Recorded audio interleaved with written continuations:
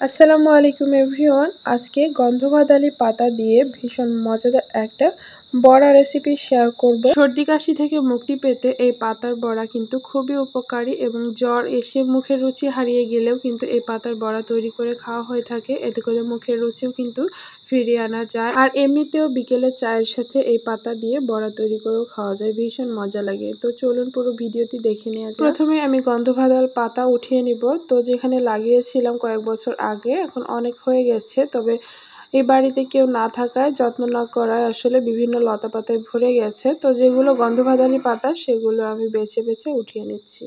এই পাতার ডাল এনে লাগিয়ে দিলে কিন্তু হয়ে যায়। আর একবার হয়ে গেলে আপনার আশেপাশের সবাই কিন্তু একটা গাছ থেকেই খাওয়া যায়। আর এটার শিকড় থেকে কিন্তু অনেক গাছ বের হয়। বিশেষ করে যখন আমাদের কারো সর্দি কাশি হয়, তখন আমরা এই পাতা ছিঁড়ে পাতা দিয়ে বড়া তৈরি করে খেয়ে থাকি। তো আমি এখান থেকে যে পাতাগুলো একটু পরিষ্কার বা একদম কচিও না একদম বুড়াও না, এরকম মিডিয়াম পাতাগুলো উঠিয়ে নিচ্ছি আমার পছন্দ মতো। অনেক সময় পেটে গ্যাস্ট্রিকের সমস্যা হলে কিন্তু এই পাতার রস খেলে অনেক উপকার পাওয়া যায়। এটা কিন্তু গ্যাসের জন্য অনেক ভালো। তো দেখুন, এই তো নিচের শিকড়ের মাধ্যমে কিন্তু এখানে অনেকগুলো ডাল বা চারা বের হয়েছে। তো এভাবেই কিন্তু এই পাতাগুলো ছড়িয়ে পড়ে। তো আমার প্রয়োজন মতো পাতা উঠিয়ে নিয়েছি। এখন পাতাগুলোকে ধুয়ে পরিষ্কার করে নিব। আর এদিকে ব্লেন্ডারের ভিতরে নিয়ে নিয়েছি ভেজানো ডাল। তো এখানে ৩ রকমের ডাল রয়েছে: মটর ডাল, মসুর ডাল এবং খেসারি ডাল। তো ছোট মটর ডাল যেটা সেটা। তো সব কিছু একত্রে ভিজিয়ে রাখা হয়েছিল। ধুয়ে ব্লেন্ডারের জগে নিয়ে নিয়েছি। আর এখানে পরিমাণ মতো কাঁচামরিচ দিয়ে ব্লেন্ড করে নেওয়া হয়েছে।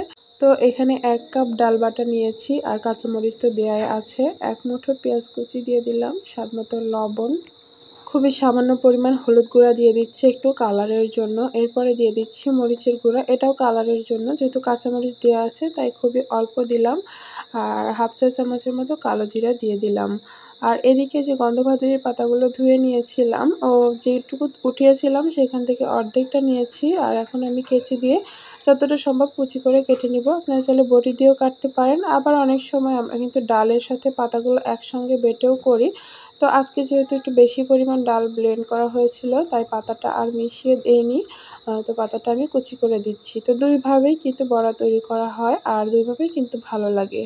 আর এই পাতার নাম গন্ধবাদালি হলেও কিন্তু বড়া তৈরি করার পর কোনো গন্ধ পাওয়া যায় না। নিঃসন্দেহে আপনারা কিন্তু বড়া তৈরি করে খেতে পারেন। এটার কোনো তিতা ভাবও নেই। খেতে কিন্তু বেশ ভালো লাগে, অনেকটা মুচমুচেও হয়। তো পাতাগুলো কুচি করা হয়ে গেছে। অল্প একটু চালের গুঁড়া দিয়ে দিলাম, ২ টেবিল চামচের মতো হবে।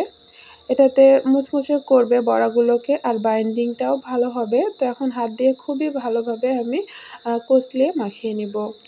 তো যারা আমার চ্যানেলে আজকে নতুন আমার ভিডিওটি দেখছেন কিন্তু চ্যানেলটি সাবস্ক্রাইব করা নেই, অথবা মাঝে মধ্যে দেখেন কিন্তু সাবস্ক্রাইব করা নেই, প্লিজ অনুরোধ করব আমার চ্যানেলটিকে সাবস্ক্রাইব করবেন আর ভিডিওতে একটি লাইক দিবেন।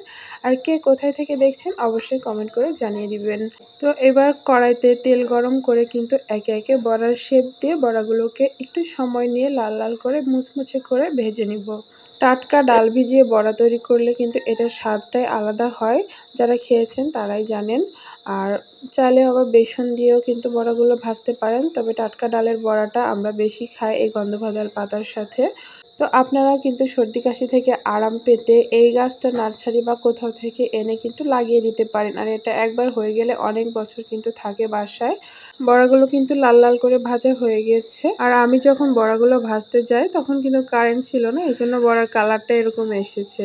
তো এই বড়াগুলো খেতে কিন্তু ভীষণ মজার হয়ে থাকে, অবশ্যই ট্রাই করবেন। তো আজকের রেসিপি কেমন লেগেছে সেটাও জানাবেন। ভালো লাগলে লাইক দিয়ে চ্যানেল সাবস্ক্রাইব করবেন। আল্লাহ হাফেজ।